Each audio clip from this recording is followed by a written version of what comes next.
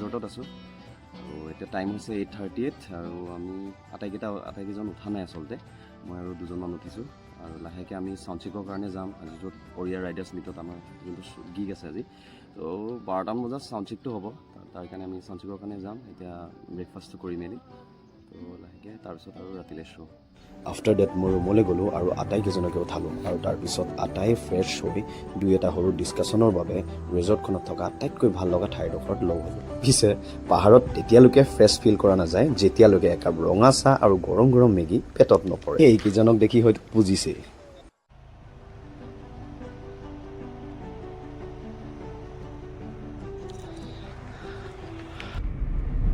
চ' আমি এতিয়া টিচিং যোনটো গ্ৰাউণ্ড আছে য'ত ইভেণ্টটো হৈ আছে আমি তালৈ গৈ আছোঁ এতিয়া চাউণ্ড চেক কৰিবৰ কাৰণে তো এইখন গাড়ী আহি আছে পিছফালে তো আমি এতিয়া এইখনত 4টা আহিছোঁ চাউণ্ড চেকটো কৰিম এতিয়া যিমান দেৰি আমি 1-2 ঘণ্টা তাৰপিছত আৰু বেলেগ বেঞ্চ আছে চাউণ্ড চেকৰ কাৰণে আৰু তাৰপিছত আমি আকৌ ৰিটাৰ্ণ হ'ম তাৰপিছত মেইন শ্ব'টো আমাৰ ৰাতিলৈ আছে 6টা বজাত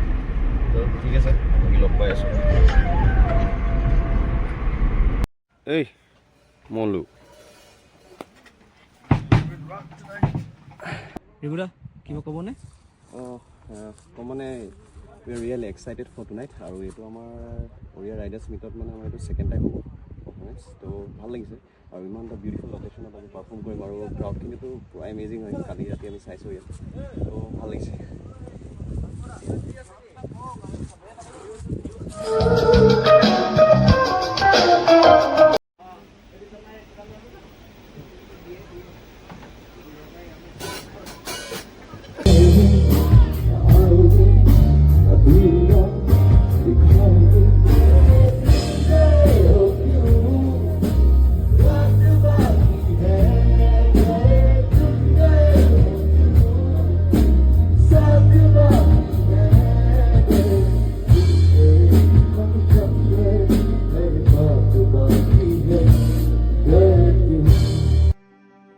It was really such a beautiful experience to perform at this event for the second consecutive time and how these people of Longding welcomed us and they never failed to support us.